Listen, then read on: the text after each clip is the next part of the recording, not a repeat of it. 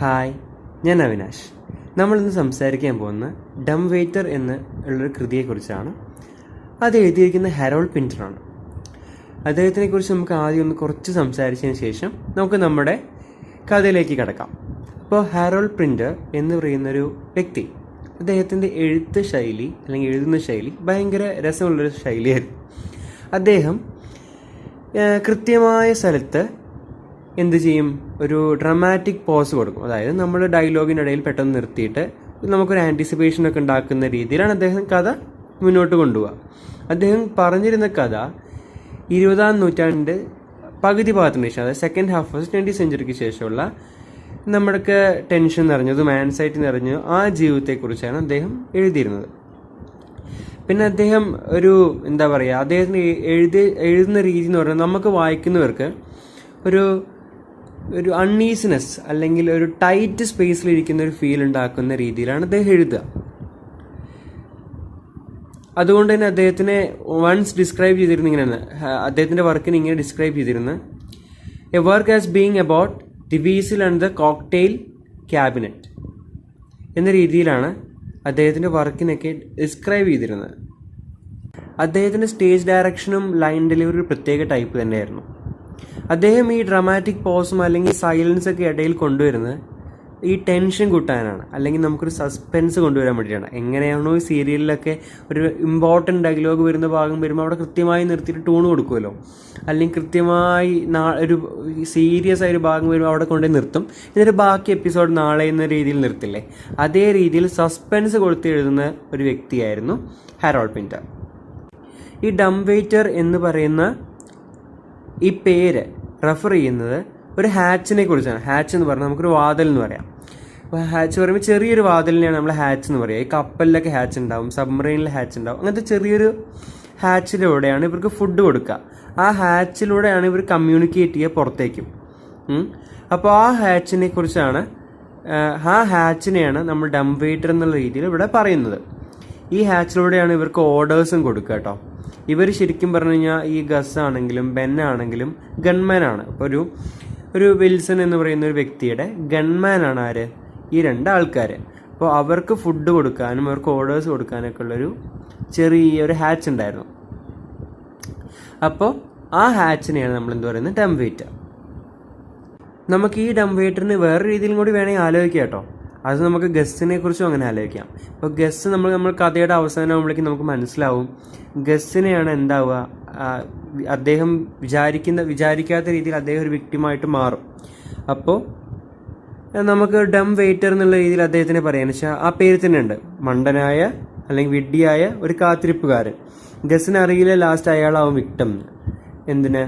അപ്പോൾ ആ വിക്ടിം ആവുന്ന രീതിയിൽ നമുക്ക് ബെന്നിനെ അല്ലെങ്കിൽ ഗസ്സിനെ നമുക്ക് എന്ത് പറയാം, ഒരു ഡം വെയ്റ്റർ ആയിട്ടും വേണമെങ്കിൽ പറയാം. ഈ കഥ റിവോൾവ് ചെയ്യുന്നത് തന്നെ ഈ രണ്ട് പേരെ വെച്ചിട്ടാണ്. ഇതൊരു 1 act പ്ലേ ആണ്. ഇതിൽ നമ്മുടെ കഥാപാത്രങ്ങളാണ് ഗസ്, ബെൻ. ഇവർ വെയിറ്റ് ചെയ്യുന്ന ഒരാളെ കൊല്ലാൻ വേണ്ടിയിട്ടാണ്. ഇത് ഡ്രമാറ്റിക് പ്ലേ ആണെങ്കിൽ പോലും ഇത് അബ്സേർഡും കൂടിയാണ്. പിന്റർ ഇതിൽ ഹ്യൂമാനിറ്റി, നമ്മുടെ ഹ്യൂമാനിറ്റി എന്ന് പറയുന്നൊരു സങ്കല്പം ഉണ്ടല്ലോ, ആ ഐഡിയയെക്കുറിച്ച് എക്സ്പ്ലോർ ചെയ്യുന്നുണ്ട്.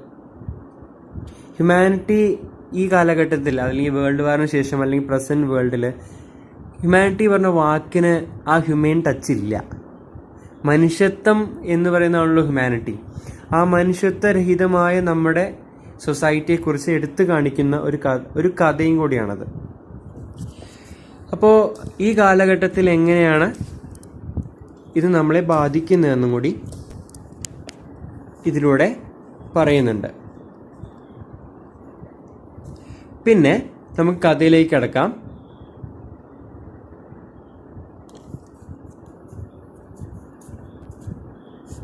നമ്മുടെ കഥ തുടങ്ങുന്നത് ഏകദേശം ഇങ്ങനെയാണ്.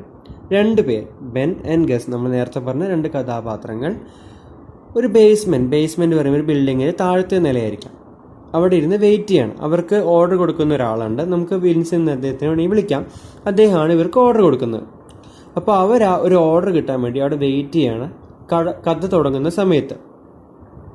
ബെൻ ആണ് ഈ ടീമിലെ സീനിയർ മോസ്റ്റ് മെമ്പർ. അദ്ദേഹം ഒരു ന്യൂസ് പേപ്പർ വായിച്ചുകൊണ്ട് അവിടെ ഇരിക്കുകയാണ്.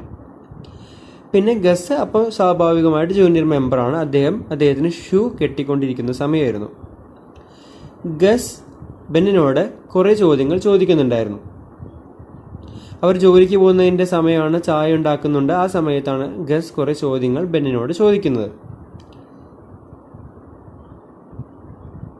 അവരിടയ്ക്ക് തർക്കിക്കുന്നുണ്ട്, ചോദ്യങ്ങൾ ചോദിക്കുന്നുണ്ട്. ബെൻ പക്ഷെ അതൊന്നും അധികം വകവയ്ക്കാതെ അദ്ദേഹത്തിൻ്റെ പേപ്പർ വായിച്ചുകൊണ്ടേയിരിക്കുകയാണ്. പിന്നെ ആ വായിക്കുന്നതിനിടയിൽ പേപ്പറിലെ സുപ്രധാനം എന്ന് അദ്ദേഹത്തിന് തോന്നുന്ന ചില ഭാഗങ്ങൾ ഗസിനും കൂടി വായിച്ചു കൊടുക്കുന്നുണ്ട്. പക്ഷെ ബെന്നിനെ കുറച്ച് സമയം കഴിയുന്തോറും അദ്ദേഹത്തിന് കുറച്ച് വ്യത്യാസങ്ങൾ ഇങ്ങനെ തോന്നാം. എന്താ വെച്ച് കഴിഞ്ഞാൽ നമ്മുടെ ഗസ് ഇങ്ങനെ ചോദ്യം ചോദിക്കുകയാണ്. നമ്മൾ സാധാരണ ചോദ്യം ചോദിക്കുമ്പോൾ തന്നെ ക്യൂരിയസ് ആയി ചോദ്യം ചോദിക്കുമ്പോൾ കുറച്ചും കൂടി മൊന വെച്ചിട്ടുള്ള ചോദ്യങ്ങളായി മാറാൻ തുടങ്ങി ഗസിൻ്റെ ചോദ്യങ്ങൾ. അതേപോലെ അത്ര സെൻസ് ഉള്ള ചോദ്യമായിട്ടും തോന്നിയില്ല. ഇവർ താമസിക്കുന്ന ഈ ബേസ്മെൻറ്റിലെ റൂമിൻ്റെ പുറകുവശമായിട്ട് ഒരു ഹാച്ച് ഉണ്ട്. ആ ഹാച്ചാണ്, അല്ലെങ്കിൽ ഡം വെയിറ്റർ എന്ന് വിളിക്കുന്നു. അതിലൂടെയാണ് ഇവർക്ക് കുറച്ച് ഓർഡേഴ്സൊക്കെ വരിക. അവർക്കിതൊരു കുറച്ച് മിസ്റ്റീരിയസ് ആയിരുന്നു. കാരണം അവർ രണ്ടുപേരും പസിൽഡ് ആയിരുന്നു. എന്തുകൊണ്ടാണ് ഇങ്ങനെ ഓർഡേഴ്സ് വന്നുകൊണ്ടേയിരിക്കുന്നതെന്ന്. ഇതൊരു റെസ്റ്റോറൻറ്റ് കിച്ചൺ പോലെയാണ് അവർക്ക് ഓർഡർ കിട്ടിക്കൊണ്ടിരുന്നത്. ഒരു പ്രത്യേക നിമിഷത്തിൽ ഇവർ സ്നാക്സ് പോലും, ഗസ് വാങ്ങിച്ചുകൊണ്ട് വന്ന സ്നാക്സ് പോലും മുകളിലേക്ക് അയക്കുന്നുണ്ട്. പിന്നെ ബെൻ ചില സമയത്ത് എക്സ്പ്ലെയിൻ ചെയ്ത് കൊടുക്കുന്നുണ്ട് മുകളിലുള്ള ആൾക്കാർക്ക്. ഇത് ട്യൂബർ ഹാച്ചോ ആണ്, ആ ഹാച്ചിനോട് എക്സ്പ്ലെയിൻ ചെയ്ത് കൊടുക്കുന്നുണ്ട്. ഇവിടെ ഭക്ഷണമൊന്നും ഇല്ല എന്ന രീതിയിൽ കൂടെ ബെൻ എക്സ്പ്ലെയിൻ ചെയ്ത് കൊടുക്കുന്നുണ്ട്. അങ്ങനെ ഇരിക്കുന്ന സമയത്താണ് ഗസ് ഒന്ന് വെള്ളം കുടിക്കാനോ എന്തിനോ വേണ്ടി റൂമിൽ നിന്ന് പുറത്തേക്ക് ഇറങ്ങുന്നു. ആ സമയത്ത് നമ്മുടെ ഈ ഡം വെയിറ്റർ ട്യൂബ് അവരോട് സംസാരിക്കാനും അവരോട് കമ്മ്യൂണിക്കേറ്റ് ചെയ്യാൻ ഉപയോഗിക്കുന്ന ട്യൂബ് ഇവരുടെ അടുത്ത് വിസിൽ ചെയ്യണം. അതിൽ പറഞ്ഞു, നിങ്ങൾക്ക് ഇളയര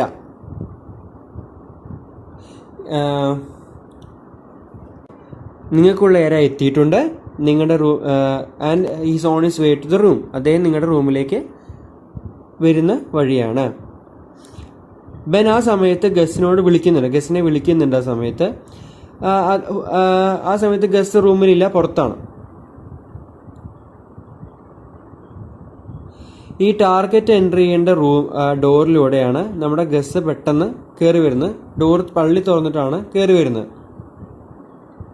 ബെൻ അപ്പോഴേക്ക് അദ്ദേഹത്തിന് തോക്കെടുക്കുന്നു. ആ സമയത്ത് ഗസ് കയറി വരുന്നു. ആ സമയത്ത് നമ്മുടെ ഗസ് ജാക്കറ്റ് ഇട്ടിരുന്നില്ല, ഫേസ് കോട്ടും ഉണ്ടായിരുന്നില്ല. പിന്നെ അവിടെ ഒരു ലോങ് സൈലൻസ് ആണ് ഉണ്ടാവുന്നത്. രണ്ടുപേരും അങ്ങോട്ടും ഇങ്ങോട്ടും തുറിച്ചു നോക്കുന്നു. അതിനുശേഷം പതുക്കെ കർട്ടൻ താഴേക്ക് വീഴുന്നു. ഇതാണ് ഷോർട്ടായിട്ട് നമ്മുടെ കഥ.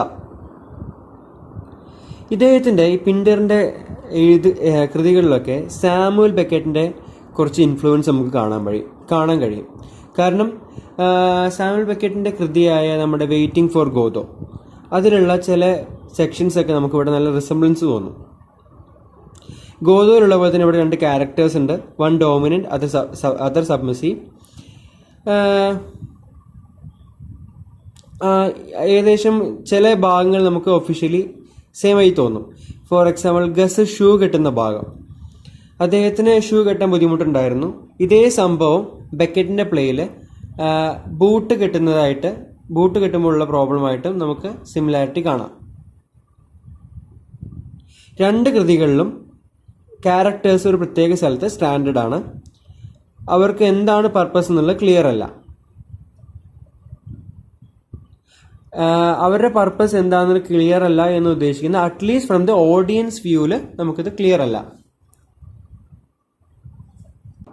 പിൻഡർ ഉപയോഗിക്കുന്ന റെപ്പിറ്റേഷനും അതേപോലെ സൈലൻസും നമുക്ക് ബെക്കറ്റിലെ വർക്കിൽ നമുക്ക് കണ്ടുപിടിക്കാൻ കഴിയും. ബെക്കറ്റ് സാധാരണ ഉപയോഗിക്കുന്നത് കുറച്ച് കാര്യങ്ങൾ സജസ്റ്റ് ചെയ്യാണ്. ഫോർ എക്സാമ്പിൾ ഏലിയേഷൻ്റെ ഐഡിയ, അതല്ലെങ്കിൽ അപ്രോച്ച് ഓഫ് ഡെത്ത് ഒക്കെ സൂചിപ്പിക്കാനാണ് ബെക്കറ്റ് ഇത് ഉപയോഗിച്ചിരുന്നത്. പക്ഷേ പിൻഡർ ഇത് ഉപയോഗിച്ചിരുന്ന കുറച്ചും കൂടി, അല്ലെങ്കിൽ ഇത് ഫാഷൻ ചെയ്ത് ഉപയോഗിച്ചിരുന്ന ഒരു മോർ സിനിസ്റ്റർ അല്ലെങ്കിൽ വയലൻ്റ് അപ്രോച്ച് കൊടുത്തിട്ടായിരുന്നു. പിൻഡർ ഒരു സമയത്ത് ഇങ്ങനെ പറയുകയുണ്ടായി, സൈലൻസ് എന്ന് പറഞ്ഞ ഒരു തരത്തിലുള്ള നഗ്നതയാണ്, അതിനെ കവർ ചെയ്യാൻ ഉപയോഗിക്കുന്ന സ്പീച്ച് അതിനെ കവർ ചെയ്യാൻ ഉപയോഗിക്കുന്ന ഒരു വസ്തുവാണെന്ന രീതിയിലും അദ്ദേഹം ഒരിക്കൽ പറയുകയുണ്ടായി. കഥയുടെ ഇടയിലൂടെ ഉണ്ടാകുന്ന ഡയലോഗ് എന്ന് പറയുന്നത് നമുക്ക് ചിലപ്പോൾ ഇങ്ങനെ ചിന്തിക്കാം, ബെന്ന് ഗസ്സിന് ആൻസർ കൊടുക്കാൻ ഡിലേ ചെയ്യാനുള്ള ഒരു പ്രോസസ്സായിട്ടും നമുക്കതിനെ കാണാൻ കഴിയും. ബെൻ മിണ്ടാതിരിക്കുന്നത് നമുക്ക് വേറെ അർത്ഥം കൂടി കാണാം. ഇങ്ങനെ ആയിക്കൂടെ, ഇനി ഇപ്പോൾ ഒരു ആൻസർ പറഞ്ഞു, അപ്പോൾ നമുക്ക് ഗസ്സിൻ്റെ അടുത്തൊരു ചോദ്യം ചോദിക്കുകയാണ്, ഞാൻ ബെന്നാണെങ്കിൽ എൻ്റെ അടുത്തൊരു ചോദ്യം ചോദിച്ചു, ഞാൻ ഉത്തരം പറഞ്ഞു, അപ്പോൾ അവൻ അടുത്ത ചോദ്യം ചോദിക്കാൻ റെഡി ആവില്ലേ? അപ്പോൾ അത് ഒഴിവാക്കാൻ വേണ്ടി നമുക്ക് ഇതിന് ഉത്തരം കൊടുക്കാതിരുന്ന പിന്നെ രണ്ടാമത്തെ ചോദ്യം ചോദിക്കാൻ ചാൻസ് ഇല്ലല്ലോ. അപ്പോൾ അതിന് വേണ്ടി നമുക്ക് സൈലൻ്റ് ആയിരുന്നു നമുക്ക് ആലോചിക്കാം. നമുക്ക് ഒരു ഇൻ്റർപ്രിട്ടേഷൻ, ഇതൊക്കെ നമ്മൾ കഥയുടെ കാര്യങ്ങൾ പറഞ്ഞുകൊണ്ടിരിക്കുകയാണെങ്കിൽ പോലും നമുക്ക് ഈ ഒരു പ്ലേനെ ഒരു പൊളിറ്റിക്കൽ ഡ്രാമയായിട്ടും വേണമെങ്കിൽ ഇൻ്റർപ്രറ്റ് ചെയ്യാം. ഈ ഡ്രാമയിൽ നമ്മൾ പറയുന്ന 2 പേരുണ്ട്, അവരെ കൺട്രോൾ ചെയ്യുന്ന ഒരു മുതലാളിയുണ്ട്. നമുക്ക് ആ മുതലാളി ഒരു ഹയർ പവറായിട്ട് എടുത്തൂടെ? ഒരു പൊളിറ്റിക്കൽ ഡ്രാമയെ എടുക്കുമ്പോൾ 2 പേരെ നശിപ്പിക്കുകയാണല്ലോ. 2 വ്യക്തിത്വങ്ങളെയാണ് ഈ ഹയർ പവർ നശിപ്പിക്കുന്നത്. അപ്പോൾ അങ്ങനെ നമുക്ക് എടുക്കാം. ഈ ഹെറോൾഡ് പിൻഡറിൻ്റെ ആദ്യത്തെ 4 നാടകങ്ങൾ നമ്മൾ എടുത്തു നോക്കുകയാണെങ്കിലും അതിൻ്റെ അവസാനം ഒരാൾ മരിക്കുന്ന രീതിയിലാണ്, അല്ലെങ്കിൽ ഒരാൾ ഇല്ലാണ്ടാവുന്ന രീതിയിലാണ് അത് അവസാനിക്കുന്നത്. ഇദ്ദേഹം ഈ ബിറ്റർ എക്സ്പീരിയൻസ് ഈ നാടകത്തിൽ കാണിക്കുന്നതിലൂടെ അദ്ദേഹം പറയാൻ ആഗ്രഹിക്കുന്നത് ദ ഇമ്പോർട്ടൻസ് ഓഫ് ഹ്യൂമാനിറ്റിയാണ്. മനുഷ്യത്വത്തിൻ്റെ കടമ, അല്ലെങ്കിൽ അതിൻ്റെ മനുഷ്യത്വത്തിൻ്റെ എന്താ നമ്മളിപ്പോൾ ഇമ്പോർട്ടൻസ് പറയാം, ആവശ്യകതയെക്കുറിച്ച് എടുത്തു കാണിക്കാൻ അദ്ദേഹം ഈ ബിറ്റർ എക്സ്പീരിയൻസ് എടുത്തു കാണിക്കുന്നത്. അദ്ദേഹം റിലീജിയൻ സൊസൈറ്റി ഒക്കെ വെച്ച് പറയുന്നുണ്ടെന്ന് വെച്ച് കഴിഞ്ഞാൽ, റിലീജിയൻ സൊസൈറ്റിയൊക്കെ ആണല്ലോ നമ്മൾ പണ്ട് മനുഷ്യത്വവും അതേപോലെ മൊറാലിറ്റി ഒക്കെ കീപ്പ് ചെയ്യാൻ വേണ്ടി മനുഷ്യൻ ആദ്യം മുതൽ ഉപയോഗിച്ച് വരുന്നത്. പക്ഷേ കുറച്ചും കൂടി മനുഷ്യൻ മോഡേൺ ആയിട്ട് വരുമ്പോൾ ഈ ഇമ്മോറൽ ഏജൻസ് മനുഷ്യൻ്റെ ഇതിലേക്ക് കടന്നു വരുമ്പോൾ ഒരു ഇൻഡിവിജ്വൽ ഇല്ലാണ്ടാവുകയാണ്. പിൻഡർ ഇത് സപ്പോർട്ട് ചെയ്യാൻ വേണ്ടി ഒരു ഇൻ്റർപ്രിട്ടേഷൻ എടുക്കുന്നത് ബർത്ത്ഡേ പാർട്ടി, പിന്നെ ഡം വെയിറ്റർ, അതൊക്കെ അദ്ദേഹം ഒരു പൊളിറ്റിക്കൽ പ്ലേ ആയിട്ടാണ് കാണിക്കുന്നത്. എന്ന് വെച്ച് കഴിഞ്ഞാൽ അതിലൊരു പവർ ഉണ്ട്, ആ പവർ ഉപയോഗിച്ചിട്ട് കുറച്ച് ആൾക്കാരെ വിക്ടിമൈസേഷനും ചെയ്യുന്നുണ്ട്. നമുക്ക് ഇതിന് തീം സമപ്പ് ചെയ്യുന്ന സമയത്ത് നമുക്ക് ഇങ്ങനെ പറയാം, overall it makes much more sense if scene as A play about the dynamics of power and the nature of partnership. Ben and Gus are both victims of some unseen authority and a surrogate married couple quarreling, testing, talking past each other and racking our old times. It is strongly a political play about the way a hierarchical society, in fighting the rebel against the conformist, placing both at its mercy, but at the same time a deeply personal play about the destructiveness of betrayal. നമ്മളിപ്പോൾ പെട്ടെന്നൊന്ന് summarise ചെയ്തു, Harold പിൻഡറിനെ കുറിച്ച് കുറച്ച് സംസാരിച്ചു. നമുക്ക് detail ആയിട്ട് തീമുകളിലേക്ക് പോവാം. Okay, അതാണ് നമുക്ക് ഈ കഥയിലെ ഏറ്റവും ഇമ്പോർട്ടൻ്റ് ആയിട്ട് മനസ്സിലാക്കേണ്ടത്. ആദ്യത്തെ തീം എന്ന് പറയുന്നത് ലാക്ക് ഓഫ് കമ്മ്യൂണിക്കേഷനാണ്. അവർ 2 പേരും നമ്മൾ ക്ലിയർ ആയിട്ട് സംസാരിച്ചിരുന്നില്ല. പിന്നെ നമുക്ക് വിക്ടിംഹുഡിനെ കുറിച്ച് പറയാം. വിക്ടിംഹുഡ് എന്ന് പറഞ്ഞു കഴിഞ്ഞാൽ അവർ ഒരാളെ കാത്തിരിക്കുന്നത് എന്തിനു വേണ്ടിയിട്ടാണ്?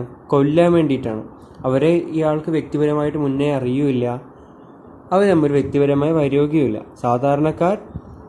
ഒന്നും അറിയാത്ത സാധാരണക്കാർ പെട്ടെന്ന് വ്യക്തിയുമായി കൊല്ലപ്പെടുകയാണ് സാധാരണ ഉണ്ടാവുന്നത്. അത് ഇവിടെ എടുത്ത് കാണിക്കുന്നുണ്ട്. 3ാമത്തെ തീം നമുക്ക് ജെൻഡർ ഡിഫറൻസ് പറയാം. ഈ കഥയിൽ മൊത്താകെ അവർ സ്ത്രീകളെ കുറിച്ച് സംസാരിക്കുന്നുണ്ട്, പക്ഷേ ഇനി ആ എല്ലാ സന്ദർഭത്തിലും അവർ ജെൻഡർ ഡിഫറൻസിനെ കുറിച്ച് റെഫർ ചെയ്യുന്നുണ്ട്. 4ാമത് നമുക്ക് വയലൻസ് പറയാം. എങ്ങനെയാണ് വിക്ടിംഹുഡ് ഉണ്ടായിരുന്നത് അതേപോലെ വയലൻസ് ഇതിൽ തീക്ഷണമായിട്ട് കാണിക്കുന്നുണ്ട്. നമുക്കൊരു 5ാമത്തെ തീമായിട്ട് മെമ്മറി വേണമെങ്കിൽ പറയാം. കാരണം ഇവർ ഓരോ തവണ അങ്ങോട്ടും ഇങ്ങോട്ടും ഡിസ്കസ് ചെയ്യുമ്പോൾ ഇവർ തമ്മിൽ തർക്കം ഉണ്ടാകുന്നതിന് ഇവർ 2 പേരും ഓർക്കുന്ന കാര്യങ്ങൾ ഒരേപോലെയല്ല. ഇവരുടെ മെമ്മറിയിൽ ഡെമോൺസ്ട്രേറ്റിംഗ് ഫാലിബിലിറ്റി ഓഫ് മെമ്മറി, അവരുടെ ഒരു ക്ലിയർ ആയിട്ട് 2 പേരും കാര്യങ്ങൾ ഓർക്കുന്ന ഒരേപോലെയല്ല. ഇതിൻ്റെ ക്ലിയറസ്റ്റ് എക്സാമ്പിൾ ഫുട്ബോളിനെ കുറിച്ച് ഡിസ്കസ് ചെയ്യുന്ന രംഗമാണ്. നമ്മൾ നേരത്തെ പറഞ്ഞ പോലെ 6ാമത്തെ തീം എന്ന് പറഞ്ഞാൽ എന്നിരുന്നാലും വെയിറ്റിംഗ് ആണ്. ആ പേരിലുള്ള വാക്ക് വെയിറ്റിംഗ്. ഇവർ രണ്ടുപേരും ബോറടിച്ച് ബേസ്മെൻറ്റിൽ ഇരിക്കുന്നത് വിൽസൻ്റെ ഓർഡറിന് വേണ്ടിയിട്ടാണ്. ആരെയാണ് കൊല്ലേണ്ട, ടാർഗറ്റ് എപ്പോൾ വരും, എങ്ങനെ കൊല്ലണം എന്നുള്ള വെയിറ്റിംഗ് ആണ്. ലോങ് പീരീഡ് ഓഫ് സൈലൻസ് ആണ് ഇത് നടക്കുന്നത്. ഇത് നമ്മൾ നേരത്തെ പറഞ്ഞ പോലെ സാമുവൽ ബെക്കറ്റിൻ്റെ വെയിറ്റിംഗ് ഫോർ ഗോദോ ആയിട്ട് സിമിലാരിറ്റി ഉണ്ട്. അപ്പോൾ ഇതൊക്കെയാണ് മെയിൻ തീംസ്. വേണമെങ്കിൽ നമുക്ക് ലാസ്റ്റ് ഇൻ്റലിജൻസിനെയും ഒരു തീമായിട്ട് വേണമെങ്കിൽ ഒരു രീതിയിൽ പറയാം. കാരണം നമുക്ക് ഈ പ്ലേയിൽ ഇൻ്റലിജൻസ് ഒരു ഇമ്പോർട്ടൻറ്റ് തീമല്ല കേട്ടോ. ഇൻ്റലിജൻസ് എന്നിരുന്നാലും നമുക്ക് തീമായിട്ട് വേണമെങ്കിൽ പറയാമെന്ന് മാത്രം. കാരണം നമുക്ക് ഈ കഥയിൽ മൊത്തമാകും ബെൻ ഒരു ന്യൂസ് പേപ്പർ വായിക്കുന്നതായിട്ട് കാണുന്നുണ്ട്, ഗസ് ഒരു ഷൂ ടൈ ചെയ്യാൻ വേണ്ടിയിട്ട് കഷ്ടപ്പെടുന്നതും കാണുന്നുണ്ട്. പക്ഷെ നമുക്ക് ഈ കഥ വായിച്ച് ഇങ്ങനെ പോകുന്ന സമയത്ത് നമുക്ക് മനസ്സിലാക്കാം രണ്ടുപേരും ഒരുമിച്ചൊക്കെ വർക്ക് ചെയ്തിട്ടുണ്ട്. ബെൻ ഒരു രീതിയിൽ സുപ്പീരിയർ ആയിരുന്നു. അപ്പോൾ പിന്നീട് ഇതിലൂടെ ഡെമോൺസ്ട്രേറ്റ് ചെയ്യുന്നത് intelligence is link to power എന്നാണ്. ഓക്കെ, ഇതൊക്കെയാണ് മെയിൻ തീംസ്. നമ്മൾ തീം പറഞ്ഞത് എന്തൊക്കെയായിരുന്നു എന്ന് ഓർക്കുന്നുണ്ടോ? Lack of communication, victimhood, gender difference, violence, memory, waiting and last വേണമെങ്കിൽ ഇൻ്റലിജൻസ് ഒരു തീമായിട്ട് നമുക്ക് എടുക്കാം.